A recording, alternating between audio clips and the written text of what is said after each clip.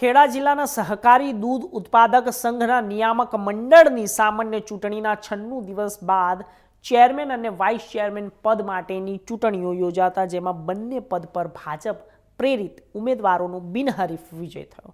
ખેડા જિલ્લા સહકારી દૂધ ઉત્પાદક સંઘ અમૂલ ડેરીના નિયામક મંડળની 13 બેઠકો માટે ગત 10મી સપ્ટેમ્બરના રોજ સામાન્ય ચૂંટણી યોજાઈ, જેમાં 11 બેઠકો પર ભાજપ પ્રેરિત, 2 બેઠકો પર કોંગ્રેસ પ્રેરિત ઉમેદવારો ચૂંટાયા.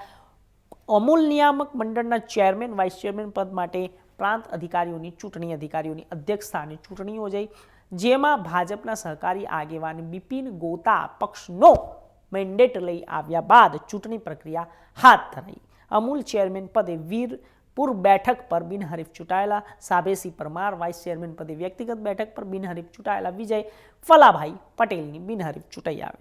અમૂલ ડેરીમાં સામાન્ય રીતે ચેરમેન પદ પર ખેડા જિલ્લા ફાળે તેનું આણંદ જિલ્લાને ફાળે જતું અને પ્રથમવાર ચેરમેન પદ મહીસાગર જિલ્લાને અને વાઇસ ચેરમેન પદે ખેડા જિલ્લાને ફાળે ગયું છે.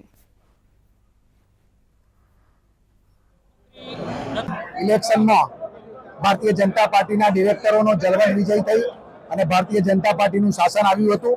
આજે તેમાં ચેરમેન અને વાઇસ ચેરમેનની જે ચૂંટણી થઈ છે એમાં ભારતીય જનતા પાર્ટીના કાર્યકર્તાઓ તરીકે સાબેસી પરમાર અને વિજયભાઈ પટેલની ચેરમેન અને વાઇસ ચેરમેન તરીકે પાર્ટી તરફથી આમ તો સહકારી મંત્રાલય પહેલું છે માનનીય નરેન્દ્રભાઈ મોદી સાહેબે વડાપ્રધાનશ્રીએ બનાવ્યું.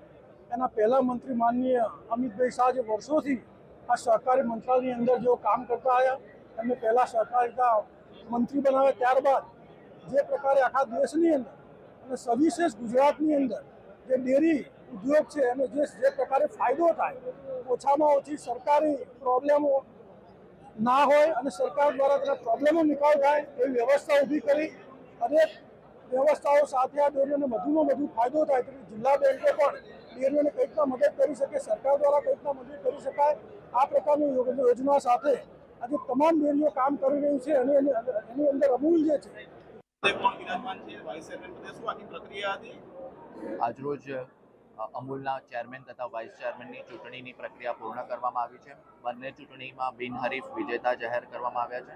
ચેરમેન તરીકે શ્રી પરમાર સાબેસી મંગાભાઈ તથા વાઇસ ચેરમેન તરીકે શ્રી વિજયભાઈ ફુલાભાઈની નિમણૂક કરવામાં આવેલી છે. 2.5 વર્ષના.